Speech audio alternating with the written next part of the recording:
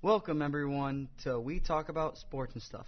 Well, where if you probably haven't guessed it, we talk about sports and stuff. I'm your host, Gabriel Medina, and with me, as always, are my co-hosts, Phil Ricca and Jocelyn Abrams. To kick off today's topic conversation is the winner who won $1.2 million from Tiger Woods' win at the Masters. Yeah, James Aducci. It's awesome. Yeah, he brought in, or he ended up getting 1.2 million? Yeah. Well, after taxes, that's obviously going to be a lot less, but... I mean, I'm more surprised that he was able to win so much from betting on Tiger Woods, because especially Tiger Woods being a professional golfer, and his past of winning the Masters beforehand, you'd think some people would have had made bets or would have had thought of, hey, maybe he might win this one, but for him to win so much money, that's insane. Good for him, though. It's awesome. But at the same time, it's kind of... He's kind of a not good person, though. Yeah, that's true.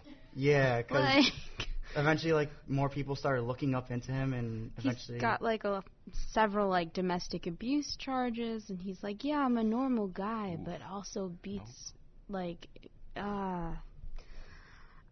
don't know. I wouldn't... I mean, cool. Congratulations. You won a lot of money, but also you're kind of a terrible person, and I wish you didn't win money. And, court documents, note that he's a habitual offender, so... Ooh, that's not great. Obviously. Well, to look ahead, we have Jocelyn with information on MLB investigations and Phil Ricca with information on the NBA and DeMarcus Cousins. To start off, I have news on Roberto Clemente and people wanting to retire his number. For years, Latino baseball players in the Puerto Rican community have wanted the Major League to retire baseball legend Roberto Clemente's number 21. On April 15th, MLB teams across the nation wear the number 42 on the jersey to celebrate the late Jackie Robinson.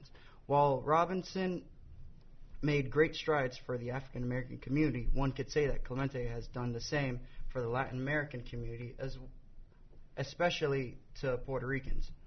Growing up in a Puerto Rican household, I was always told stories about the great Roberto Clemente and how important his number is to the community. It even made me at one point in my youth consider playing professional baseball. While I didn't continue that dream, others in the Major League have. Many Latino players like Eddie Rosario of the Minnesota Twins have avoided wearing Clemente's number. Rosario has said that he is not Roberto Clemente and that he can't wear it. So instead, he and many others have been trying for years to get MLB Commissioner Rob Manfred to retire the number 21. However, Manfred has said that iconic players should be recognized in distinctive ways. The way Clemente is recognized is through the Roberto Clemente Award, which he considers one of baseball's highest honors. Yet, when you look back at Clemente's history in the league, you see some amazing things. On April 17th, Clemente made his debut in the major leagues. Since his debut, he would end up being a two-time World Series champion, a 15-time All-Star, a member of the 3,000 hit club, and has received the Golden Glove Award 12 times. He was also the first Latin American player to be inducted into the Baseball Hall of Fame. Clemente was also a strong advocate for Latino players and stood against Jim Crow segregations. Yet his most notable work was his charity work. He would take time during his career to help those in need. His most famous work was providing relief flights for the people of Managua in the capital city of Nicaragua, after it had been devastated by a massive earthquake. Sadly, he passed away while providing aid after the relief plane he was on crashed. With a history like that, I feel it requires his number to be retired, especially if many Latino players try and avoid using that number. Plus, his team, the Pittsburgh Pirates, has retired his number. Hopefully, the players and community is heard this time, and the legend's iconic number is recognized. Now on to Jocelyn with news on an MLB investigation. Yeah. So the MLB is investigating some racist messages sent to Carl Edwards Jr., the Chicago Cubs reliever. His agent, Lee Long, stated that the messages came from several different people. Yesterday, Long said that he has known Edwards for a long time, and although Edwards mentioned being upset with social media attacks in the past, the recent incidents are beyond normal fan frustration. He added that no player should be expected to bear such personal attacks, especially based on the color of their skin. The spokesperson for the Iowa Cubs, the AAA affiliate of the Chicago Cubs, stated that Edwards did not want to comment. The president of baseball operations for the Cubs, Theo Epstein, denounced the messages and their content, saying that the club supports MLB's investigation. Epstein said that in a sport that celebrates diversity and unites people from all backgrounds, they are appalled anyone claiming to be a fan would send divisive and bigoted insults to a player, that this type of language and views cannot be tolerated in the game or society. The Chicago Cubs manager, Joe Maddon, said that it doesn't come as a surprise and that he believes that whoever the comments came from is part of a minority.